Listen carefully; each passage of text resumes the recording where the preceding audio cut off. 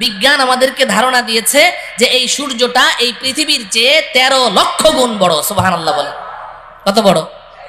13 লক্ষ গুণ বড়। এই পৃথিবীর সাথে আরো 13 লক্ষটা পৃথিবী এই সমান জোড়া লাগান, যত বড় হবে সূর্যটা এত বড়। সুবহানাল্লাহ বলে।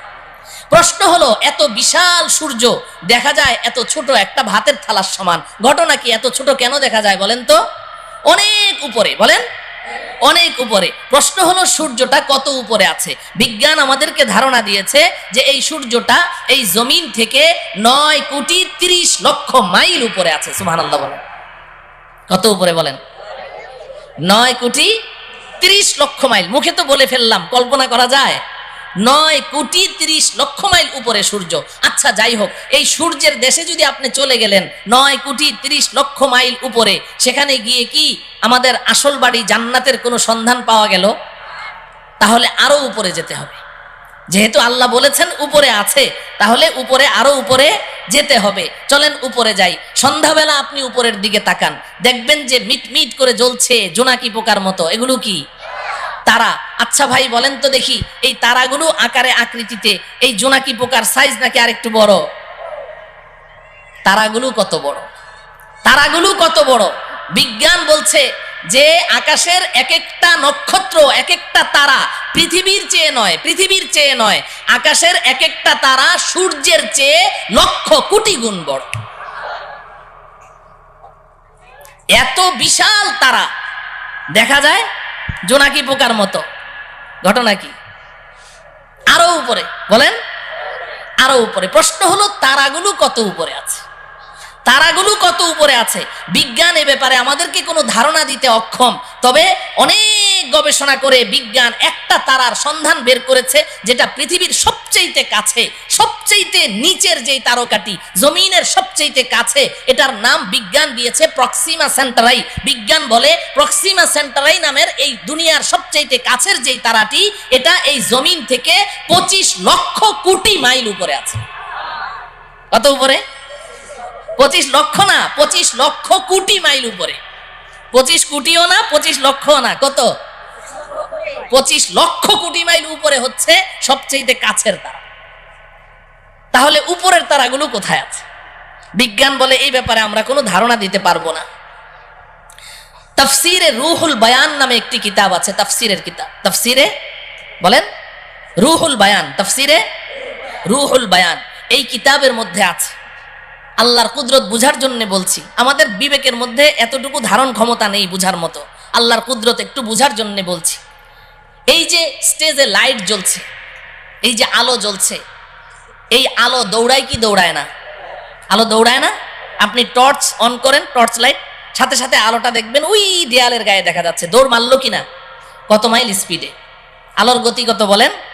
প্রতি সেকেন্ডে, ঘন্টায় না, প্রতি সেকেন্ডে 1,86,000 মাইল দূরে চলে যায় আলো।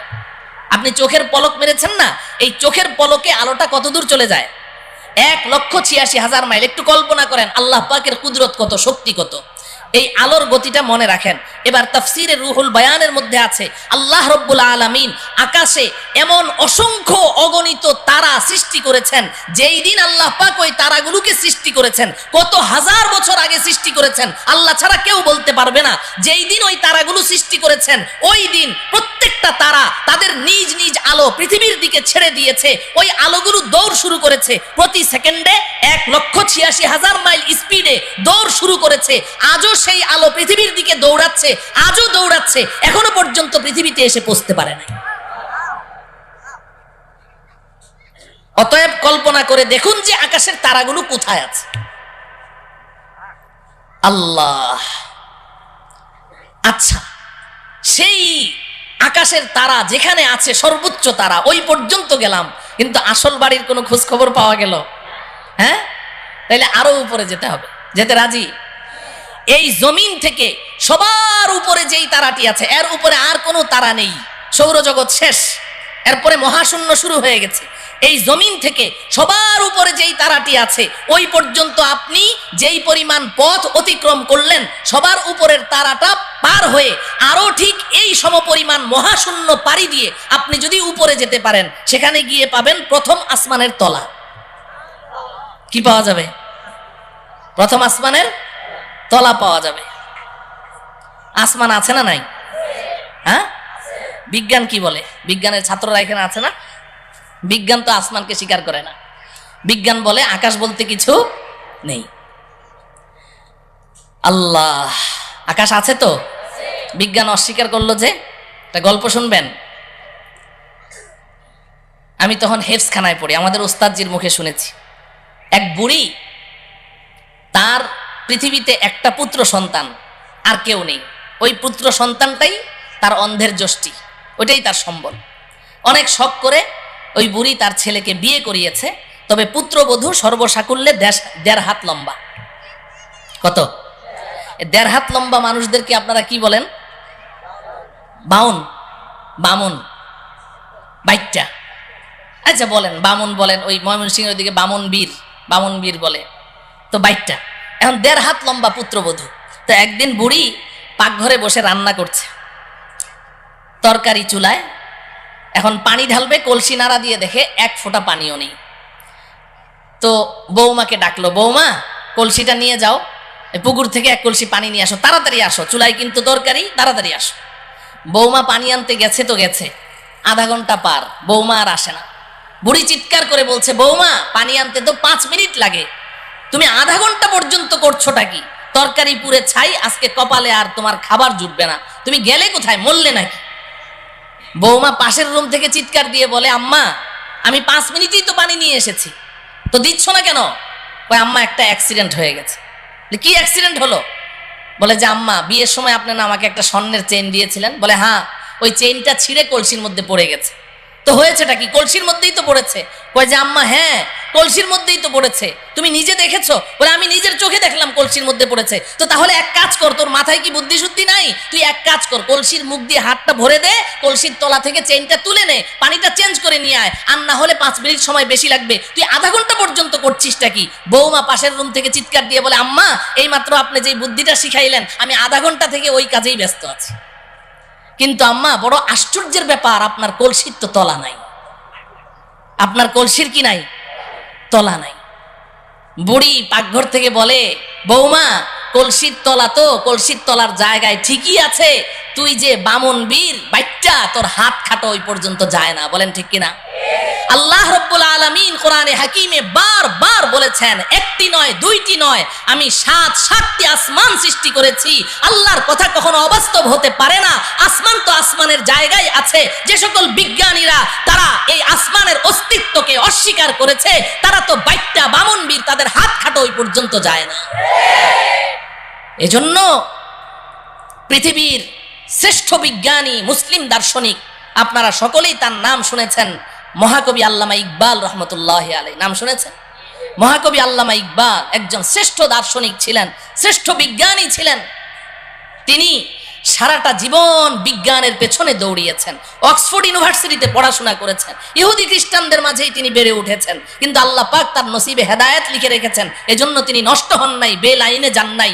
তিনি সারা জীবন বিজ্ঞানের পেছনে দৌড়িয়ে জীবনের শেষ মুহূর্তে এসে আত্মসমর্পণ করেছেন, সারেন্ডার করেছেন। তিনি স্বীকার করেছেন বিজ্ঞান মানেই হচ্ছে একটা ধোঁকা, বিজ্ঞান মানেই হচ্ছে একটা মরীচিকা। কারণ বিজ্ঞান সকালে এক থিওরি দেয়, বিকালে ওটাকে অস্বীকার করে যে না ওটা ঠিক নাই, আবার নতুন থিওরি দেয়, আবার পরের দিন ওটাকে অস্বীকার করে, আবার নতুন থিওরি দেয়। আমরা এক সময় শুনেছি যে বিজ্ঞান এক সময় জোরে সোরে দাবি করেছে যে সূর্য ঘুরে, পৃথিবী ঘুরে না, সূর্য ঘুরে, পৃথিবী ঘুরে না।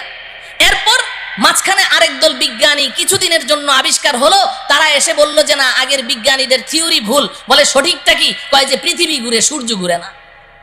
এখন বর্তমান দুনিয়ার সমস্ত বিজ্ঞানী প্রায় একমত, তারা বলে আগের দোনোদল বিজ্ঞানীদের থিওরি ভুল। বলে সঠিকটা কি? কয় যে সূর্যও ঘুরে, পৃথিবীও ঘুরে। বলে কি বলে না? এখন বর্তমান বিজ্ঞানের দাবি কি? সূর্যও ঘুরে, পৃথিবীও ঘুরে। আর কিছুদিন যদি বাঁচি তাহলে দেখবো আরেক দল বিজ্ঞানী আসবে, এসে বলবে আগের 3 দল বিজ্ঞানীদের থিওরি ভুল। বলে তাহলে সঠিকটা কি? বলবে একটাও ঘুরে না। অসম্ভব কি? বলতে পারে। তো বিজ্ঞান মানেই হচ্ছে মরীচিকা, এক একবার এক এক থিওরি দেয়। তো আল্লামা ইকবাল রহমতুল্লাহ আলাইহি সারাটা জীবন বিজ্ঞানের পেছনে দৌড়ালেন, এরপরে অন্তিম মুহূর্তে এসে আত্মসমর্পণ করছেন। কোই कहता है नहीं है, कोई कहता है कि है, या खबर है या नहीं है तेरी दुनिया का वजूद। अब जुनू से काम लूंगा मैं रहे तहकीक में अक्ल के पीछे बहुत ही वक्त जाया कर चुका अक्ल के पीछे बहुत ही वक्त जाया कर चुका। আল্লামা ইকবাল বলেন রব্বুল আলামিন সারাটা জীবন তো বিজ্ঞানের পেছনে দৌড়ালাম, কিন্তু বিজ্ঞান আজকে এক থিওরি দেয়, কালকে এক থিওরি দেয়। একবার বলে সূর্য ঘুরে, একবার বলে পৃথিবী ঘুরে, একবার বলে দুটোটা ঘুরে, একবার বলে আসমান আছে, আরেকবার বলে আসমান নাই। আমি তো পাগল হয়ে যাওয়ার পালা রব্বুল আলামিন। আর আমি বিজ্ঞানের পেছনে দৌড়াতে চাই না। এখন আপনার কাছে জীবনের অন্তিম মুহূর্তে আমার একটাই দরখাস্ত, আব জুনু সে কাম লুঙ্গা मैं रहे तहकीक में अक्ल के पीछे बहुत ही वक्त जाया कर चुका। রব্বুল আলামিন এখন আর আমি বিজ্ঞানের মাধ্যমে কোনো জিনিস যাচাই করতে চাই না। এখন আমি আপনার কিতাব কোরআনের মাধ্যমে যাচাই করতে চাই। আপনি যেটা বলবেন ওটাকেই বিশ্বাস করতে চাই, এবং আপনি আমাকে ওই বিজ্ঞানীদের দল থেকে বের করে ওই সমস্ত বান্দাদের অন্তর্ভুক্ত করে দেন যেই বান্দাদেরকে দুনিয়ার মানুষ আপনার পাগল মনে করে। আমাকে ওই পাগলদের অন্তর্ভুক্ত করে দেন। আসমান আছে না নাই? গেলাম প্রথম আসমানের তলা, মনে আছে তো? তো প্রথম আসমানের তলা পর্যন্ত না গেলাম, কিন্তু আসল বাড়ি জান্নাতের কোনো খোঁজ খবর পাওয়া গেল? আরো উপরে যাওয়া লাগবে। এই জমিন থেকে প্রথম আসমানের তলা পর্যন্ত যতটুকু পথ আপনি পাড়ি দিয়েছেন, ভালো করে বুঝেন, এই জমিন থেকে প্রথম আসমানের তলা পর্যন্ত যতটুকু পথ পাড়ি দিয়েছেন, প্রথম আসমানটা মোটাও এই পরিমাণ। সুবহানাল্লাহ বলেন। প্রথম আসমানটা মোটাও এই পরিমাণ। এরপর প্রথম আসমান থেকে দ্বিতীয় আসমানের দূরত্ব এই পরিমাণ, দ্বিতীয় আসমানটাও মোটা এই পরিমাণ। এইভাবে আপনি উপরের দিকে যেতে থাকেন। তৃতীয় আসমান আবার মহাশূন্য, চতুর্থ আসমান আবার মহাশূন্য, পঞ্চম আসমান আবার মহাশূন্য, ষষ্ঠ আসমান আবার মহাশূন্য, সপ্তম আসমান। এই জমিন থেকে সপ্তম আসমানের ছাদ পর্যন্ত যতটুকু পথ আপনি অতিক্রম করেছেন, সপ্তম আসমান পার হয়ে আরো ঠিক এই সমপরিমাণ মহাশূন্য পাড়ি দিয়ে আপনি যদি উপরে যেতে পারেন, সেখানে গিয়ে পাবেন সিদরাতুল মুনতাহা। কি পাওয়া যাবে? সবাই আমার সাথে বলেন, সিদরাতুল মুনতাহা। সিদরাতুল মুনতাহা এই নামটা মনে রাখতে হবে, বাড়ির ঠিকানা তো সিদরাতুল মুনতাহা। এবার আল্লাহ রাব্বুল আলামিন আমার আপনার আসল বাড়ি, আমার আপনার আব্বা আম্মার বাড়ি, আমাদের পৈতৃক সম্পত্তি জান্নাতের ঠিকানা বলে দিচ্ছেন। ইনদা সিদরাতিল মুনতাহা ইনদাহা জান্নাতুল মাওয়া। এই দুনিয়ার মুসলমান শুনে রাখো, আমি তোমাদের জন্য, আমার ইমানদার পরহেজগার বান্দাবান্দীদের জন্য আমি যেই বিশাল জান্নাত তৈরি করেছি, এই জান্নাতটা আমি আল্লাহ সিদরাতুল মুনতাহার নিকটে তৈরি করে রেখেছি। কোথায়? সিদরাতুল মুনতাহা বলেন, সবাই বলেন সিদরাতুল মুনতাহা। বাড়ির ঠিকানা জানা লাগবে না, বাড়ির এলাকার নাম জানতে হবে। আমাদের বাড়ির এলাকার নাম কি?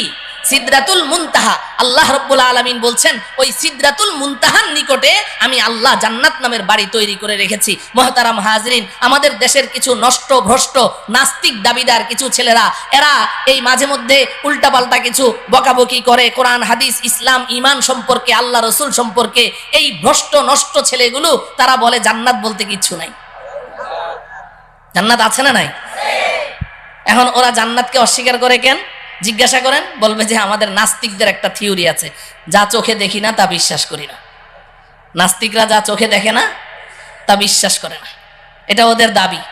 তো বলে যে আমরা পৃথিবীর উত্তর থেকে দক্ষিণ মেরু, পূর্ব থেকে পশ্চিমে, উপরে যেতে যেতে চাঁদের দেশ মঙ্গল গ্রহ সবই তো ঘুরলাম, কই জান্নাত তো কিছুই দেখলাম না, এই জন্য জান্নাত বলতে কিচ্ছু নেই। নাউজুবিল্লাহ বলেন।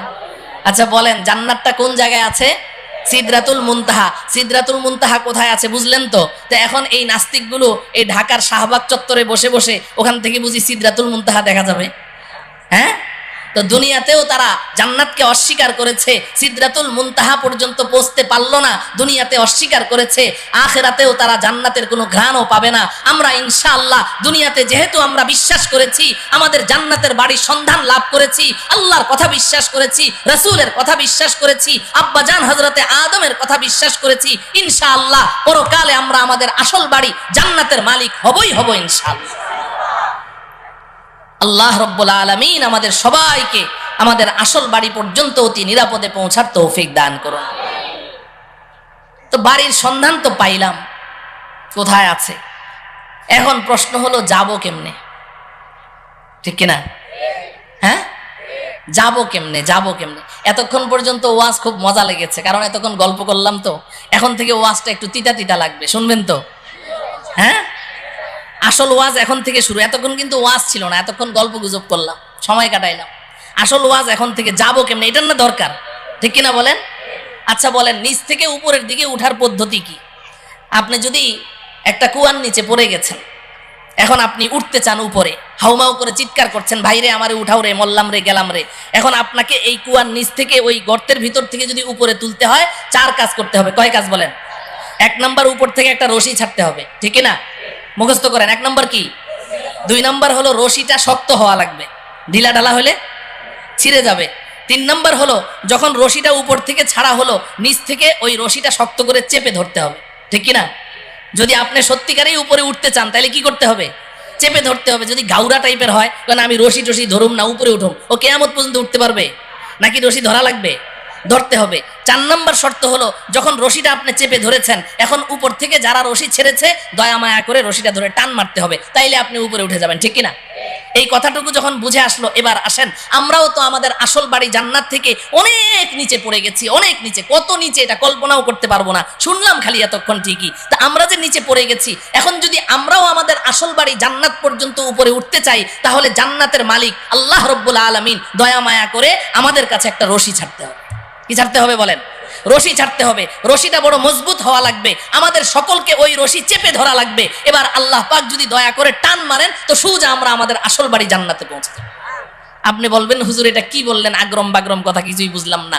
এই কথাটাই আল্লাহ রব্বুল আলামিন সূরা আলে ইমরানের 103 নম্বর আয়াতে বলেছেন। সুবহানাল্লাহ বলেন। সূরার নাম কি? আলে ইমরান। বলেন, সূরার নাম কি? আলে ইমরান। আয়াত নম্বর কত? 103। মনে রাখবেন, সূরা আলে ইমরান। সবাই বলেন, সূরা আলে ইমরান, আয়াত নাম্বার 103। আল্লাহ পাক বলছেন, ওয়াতাসিমু বিহাবলিল্লাহি জামিআন ওয়া লা তাফাররাকু। এই দুনিয়ার মানুষ, শক্ত করে ধরো। ইতাসিমু, আল ইতিসাম মজবুতি কে সাথ পাকড়না, শুধু ধরা না। ধরার আরবি ইতিসাম না, ধরার আরবি হলো আখাযা ইয়াখুযু, আখযান মানে ধরা। আল্লাহ পাক খুজু বলেননি, ইতাসিমু বলেছেন, শক্ত করে ধরো। বিহাবলিল্লাহ, আল্লাহর রশি। সুবহানাল্লাহ বলেন। হাবলুল্লাহ মানে কি? আল্লাহর রশি। হাবলুল্লাহ মানে কি?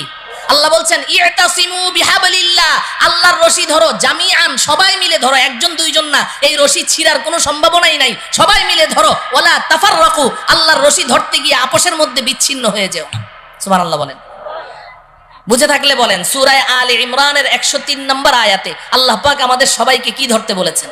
কার রশি? কার রশি? সবাই বলেন, কার রশি?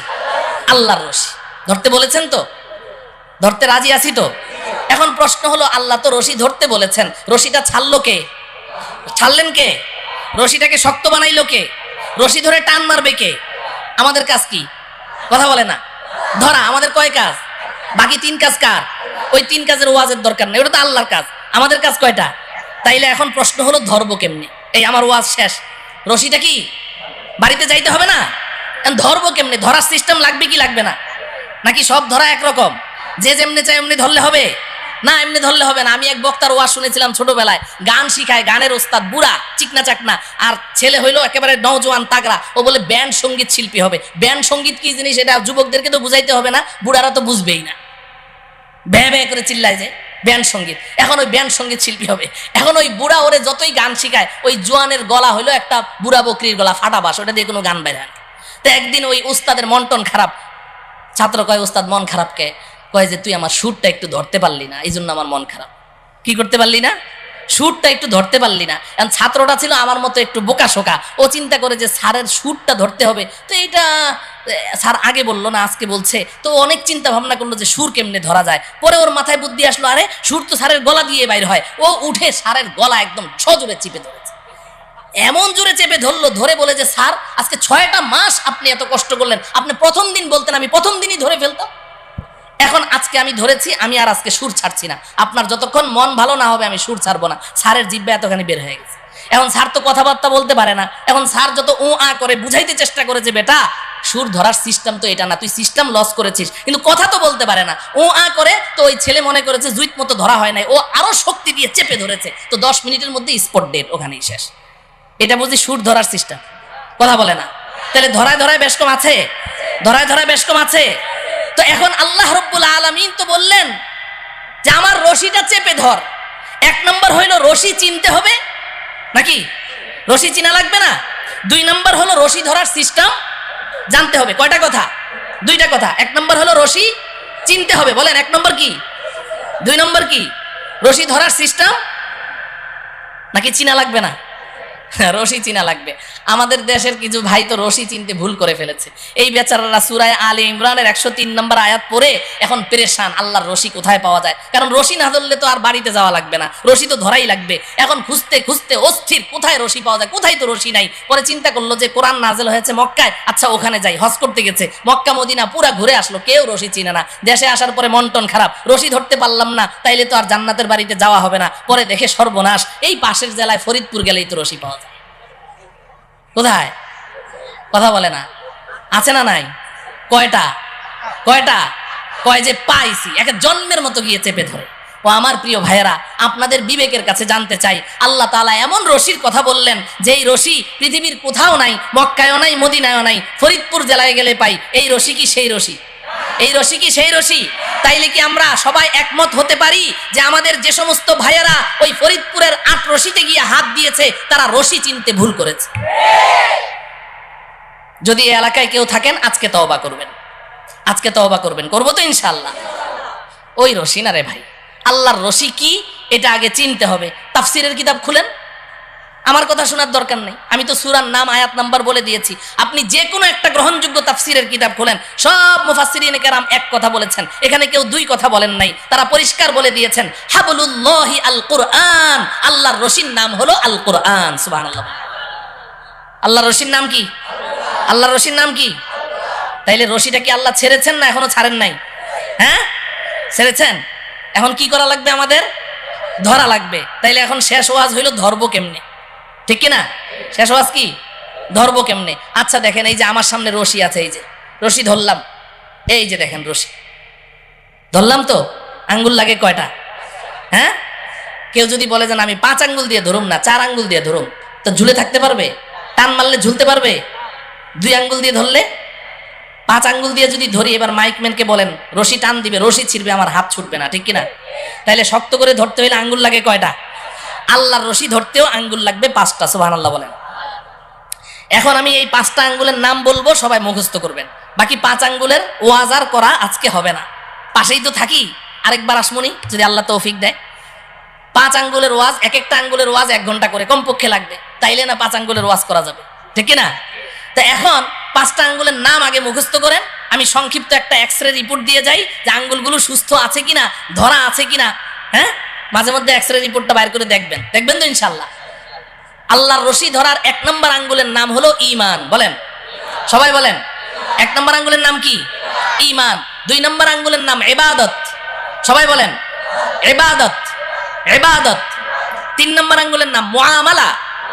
আমি পরে অর্থ বলে দিব, এখন না বুঝেই মুখস্থ করেন। মুআমালা, মুআমালা, মুআমালা। 4 নম্বর মুআশারা, মুআশারা, মুআশারা। 5 নম্বর আখলাক, আখলাক, আখলাক। কটা হলো? 5টা। আবার বলি, 1 নম্বর কি?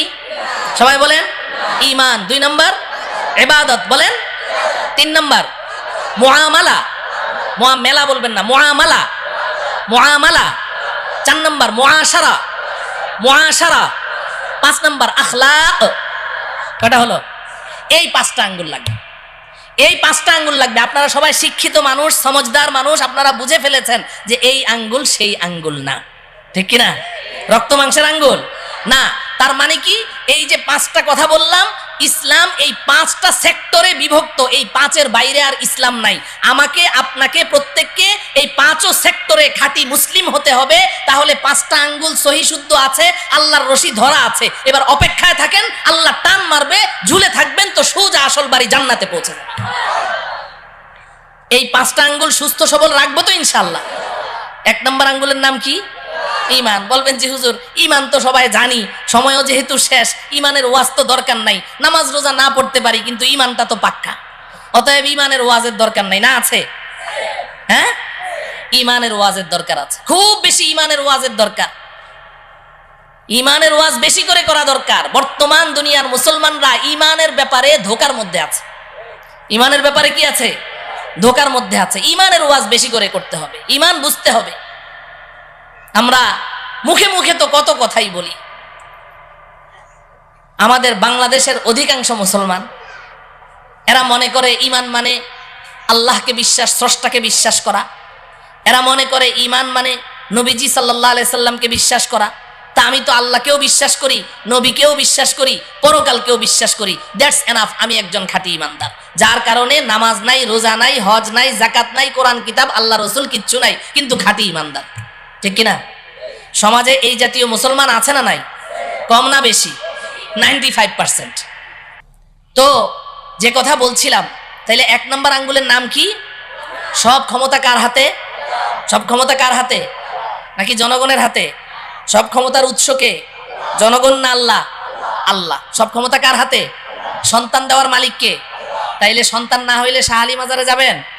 হ্যাঁ, যায় না মুসলমানরা? যায়। শাহালি বাবা কি সন্তান দিতে পারে? আপনি সন্তানও হারা, আর শাহালি বাবার কাছে গিয়ে যখন বলবেন যে একটা সন্তান চাই, তখন হইবেন ইমান হারা। সন্তানও পাইলেন না, ইমানও পাইলেন না, কট্টর একটা কাফের হয়ে বের হইলেন, আমও গেল, ছালাও গেল। কথা বুঝে আসছে? তাইলে পীরের কাছে চাওয়া যাবে? জিন্দা পীরের কাছে চাওয়া যাবে? মুর্দা পীরের কাছে চাওয়া যাবে না। সব চাইতে হবে কার কাছে? আল্লাহ পাকের কাছে। আল্লাহ আমাদের ঈমানকে মজবুত রাখার তৌফিক দান করেন। 2 নম্বর কি? 2 নম্বর আঙ্গুল কি? ইবাদত। ইবাদত। নামাজ কি? কথা বলে না। রোজা কি? যাকাত কি? হজ কি? ইবাদত। কোরআন তেলাওয়াত, জিকির আজকার, দান খয়রাত, সব মিলে আঙ্গুল কয়টা? এই, এটা বুঝেন, ভালো করে বুঝেন, খুব বুঝেন। নামাজ, রোজা, হজ, যাকাত, কোরআন তেলাওয়াত, জিকির আজকার, দান খয়রাত, সব মিলে আঙ্গুল কয়টা? একটা। আমাদের সমাজে যেই মুসলমানটা 5 ওয়াক্ত নামাজ পড়ে, রোজা রাখে, যাকাত দেয়, হজ করে, তাসবিহ জপে, কোরআন তেলাওয়াত করে, জিকির করে, দান খয়রাত করে, আমরা বলি সমাজের সর্বশ্রেষ্ঠ মুসলমান। ঠিক কিনা? হ্যাঁ, কিন্তু আঙ্গুল কয়টা? এই 1 নম্বর ইমানের আঙ্গুল আর 2 নম্বর ইবাদতের আঙ্গুল নিয়ে যেই মুসলমান আছে, তাকেই আমরা সার্টিফিকেট দিয়ে দিচ্ছি সে একেবারে শ্রেষ্ঠ মুসলমান। বাকি 3 আঙ্গুলের খবর নেই। এই কারণে আজকে সমাজের অনেক মুসলমান এমন আছে, নামাজ পড়তে পড়তে মাথার মধ্যে ঘা ফেলে দিয়েছে, বাজারে গিয়ে ভেজাল মাল বিক্রি করছে, যুগ যুগ ধরে সুদ খাচ্ছে, যুগ যুগ ধরে সুদের সাথে জড়িত, যুগ যুগ ধরে ঘুষের সাথে জড়িত, হারাম মাল বিক্রি করছে, কিন্তু আবার নামাজও পড়ছে। কারণ সে মনে করে যে আমি তো পাক্কা মুসলমান, এগুলোর মধ্যে আবার ইসলাম আসলো কোত্থেকে? মুআমালা ঠিক নাই, আছে না নাই? হ্যাঁ মুহতারাম হাজিরিন, তাইলে ইবাদতের মধ্যে সর্বশ্রেষ্ঠ ইবাদতের নাম কি? কথা বলে না। নামাজ না পড়লে ঈমান থাকে? বলে যে হুজুর নামাজ না পড়লে কি হবে, আমার ঈমান ঠিক আছে। আগে তো হাসতে হাসতে বলতো, এখন সিরিয়াসলি বলে যে হুজুর নামাজ না পড়লে কি হবে, আমার ঈমান ঠিক আছে। নামাজ না পড়লে ঈমান ঠিক থাকে না তো ভাই। নবীজি বলেছেন, আমার কথা না, বাইনাল আবদি ওয়াল কুফরি তারকুস সালাহ, কে ঈমানদার কে বেঈমান এটা কি কপালে লেখা আছে? চিনবো কেমনে? নবীজি বলেন, আমি বলে দিচ্ছি কেমনে চিনবা, দেখো লোকটা নামাজ পড়ে কিনা। যদি নামাজ পড়ে বলো ঈমানদার, নামাজ না পড়লে চুপ, কিছুই বলার দরকার নেই। কিন্তু ঈমানের সাক্ষী দেওয়ার জন্য কি লাগবে? নামাজ লাগবে। নামাজ পড়বো তো ইনশাআল্লাহ, নাকি নামাজ ছাড়া ঈমানদার? আল্লাহ পাক বুঝার তৌফিক দান করেন। 3 নম্বর আঙ্গুলের নাম কি? মুআমালা। মুআমালা 3 নম্বর আঙ্গুল কি? মুআমালা মানে লেনদেন। মুআমালা মানে কি? ও আমার প্রিয় ভাইয়েরা, খুব বুঝেন, এখানে আমাদের সমস্যা আছে। নামাজ রোজা যাই করি, কিন্তু লেনদেন ঠিক নাই। মুসলমানদের লেনদেন কি নাই? ঠিক নাই। বেচা কেনা, ঋণ দেওয়া, ঋণ পরিশোধ করা, বিবাহ শাদী, সামাজিক আচার আচরণ, অনেক কিছুর মধ্যে আমাদের লেনদেন কি নাই? ঠিক নাই। ইবাদত আল্লাহর হক। ইবাদত কার হক? লেনদেন কার হক? বান্দার হক। বলেন কার হক? বান্দার হক। আমি ইবাদতের মধ্যে কোনো ত্রুটি করেছি, আল্লাহর কাছে ক্ষমা চাই। আল্লাহ, আপনার সাথে আমার মুআমালা ঠিক নাই, নামাজে আমার ত্রুটি হয়েছে, রোজায় ত্রুটি হয়েছে। আল্লাহ বড় মেহেরবান, কান্নাকাটি করেন, ক্ষমা চান, আল্লাহ মাফ করে দিবেন। কিন্তু আপনি মুআমালা ঠিক করেন নাই। আপনি কোনো বান্দার হক আপনি অন্যায়ভাবে আপনি নষ্ট করেছেন। 10টা টাকা তার ইচ্ছার বাইরে জবরদস্তি তার কাছ থেকে আপনি নিয়েছেন। আপনি সারা জীবন সেজদায় পড়ে থাকেন, সারা জীবন সেজদায় পড়ে থাকেন, আল্লাহর কাছে কান্নাকাটি করেন, আল্লাহ আপনাকে মাফ করবেন। কেন মাফ করবে? আপনি অন্যায় কি আল্লাহর সাথে করেছেন না বান্দার সাথে? তাহলে আপনি যার সাথে অন্যায় করেছেন তার কাছে না মাফ চাইবেন। কথা বুঝে আসে? খবরদার খবরদার, মুআমালা ঠিক করতে হবে, লেনদেন ঠিক করতে হবে। হাসরের ময়দানে অনেক নামাজ, রোজা, হজ, যাকাত, কোরআন তেলাওয়াত, তাসবিহ, তাহলিল, জিকির, আজকার, নফল রোজা, নফল দান খয়রাত, অনেক একদম ইবাদতের আমলের পাহাড় নিয়ে উঠবে, পাহাড় নিয়ে। অন্যরা এভাবে তাকিয়ে থাকবে, বাপরে বাপ এত আমল করেছে, এত নেকি, এত সওয়াব, সবাই এভাবে তাকিয়ে থাকবে। এমন ব্যক্তি উঠবে, কিন্তু হাসরের ময়দানে পাওনাদারদের ঋণ পরিশোধ করতে করতে ওর নেকি সব খালি হয়ে যাবে, তাকে আল্লাহ পাক জাহান্নামে নিক্ষেপ করবে। পরিষ্কার হাদিস, পরিষ্কার হাদিস। পাওনাদাররা ওই সময় দাঁড়িয়ে যাবে।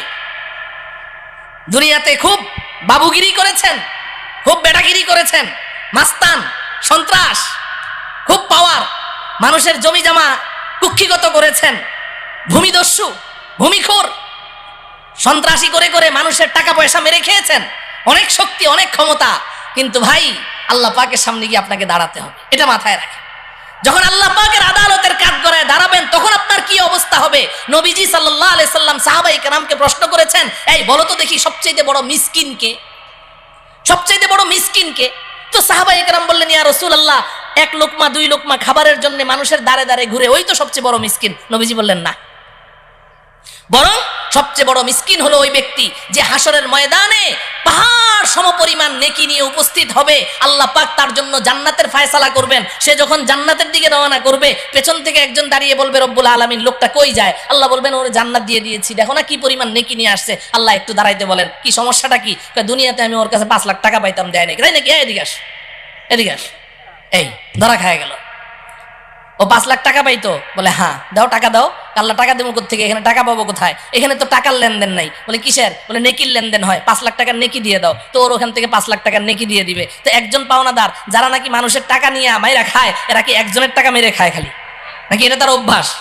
তো যখন এক পাওনাদারে পেয়ে গেল নেকি 5 লাখ টাকার, বাকি পাওনাদাররা কয়, বাহ চমৎকার, তো এখন সব দাঁড়ায় যাবে। আল্লাহ আমি পাইতাম 1 লাখ, আল্লাহ আমি 2 লাখ, আল্লাহ আমি 10 টাকা, আমি 20 টাকা, সব দাঁড়ায় যাবে। আল্লাহ বলবেন, দাও দাও। এই নেকি পরিশোধ করবে, ওই ঋণ পরিশোধ করতে করতে এক পর্যায়ে তার নেকি শেষ হয়ে যাবে। নবীজি বলেন, পাওনাদারদের সিরিয়াল এখনো রয়ে গেছে, নেকি শেষ। এবার আল্লাহ রব্বুল আলামিন বলবেন, দাও। আল্লাহ শেষ, দিব থেকে? ও আচ্ছা নাই, তো এক কাজ করো, তোমরা যে যত টাকা পাও ওই অত টাকার গুনাহ ওর আমল নামায় দিয়ে দাও। নাউজুবিল্লাহ বলেন। ও আমার প্রিয় ভাইয়েরা, বুঝেন বুঝেন, বুঝতে চেষ্টা করেন। এগুলো কোনো আরব্য উপন্যাসের কথা বলছি না, গল্প কাহিনী বলছি না, এটা হাদিসের কথা বলছি, রাসূলের কথা বলছি। কোনো উপায় থাকবে না, এখনো ঠিক করেন লেনদেন, এখনো ঠিক করেন।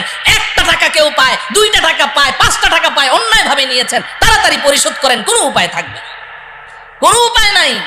এখানে কারো সুপারিশ চলবে না, দেওয়াই লাগবে, না হলে